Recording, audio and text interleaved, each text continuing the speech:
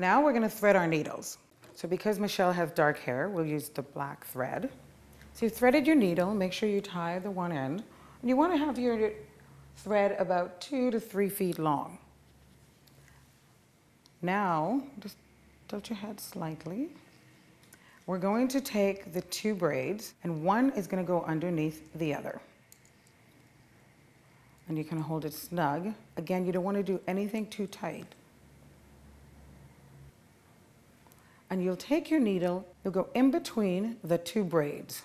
And this happens in the middle section where the 2 braids connect. So you go in between them.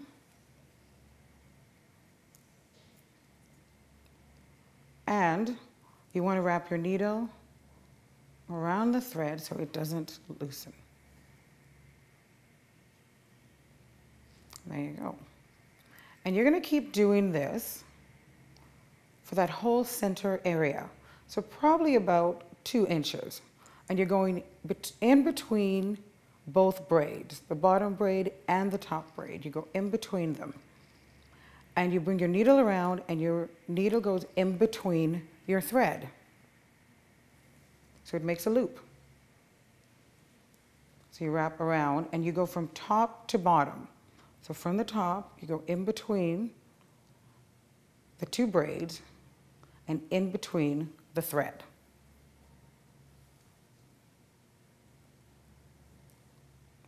Wrap around, in between the 2 braids and in between your thread. At this point, you'll put 2 loops in the same area.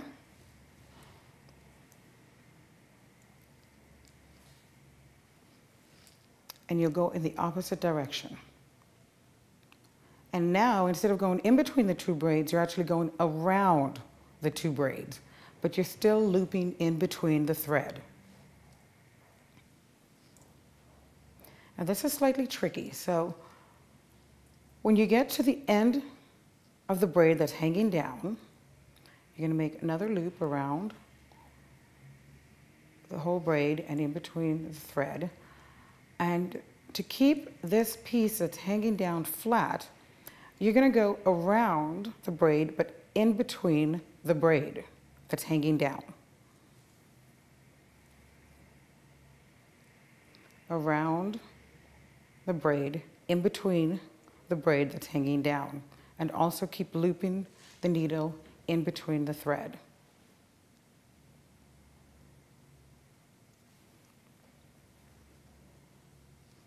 Now when you get to the end of the braid that's hanging down, you just keep looping around the whole braid and moving slightly and around the whole braid until you get to the very end of the braid. So you're just going around the braid and looping in between the thread right till you get to the end.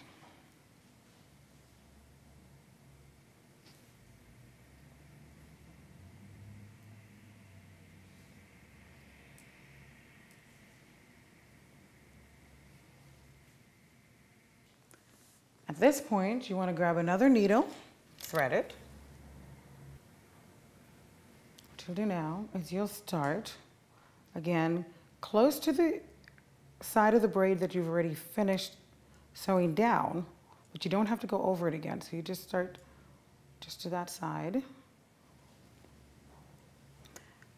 Go in between the thread so your needle's secure.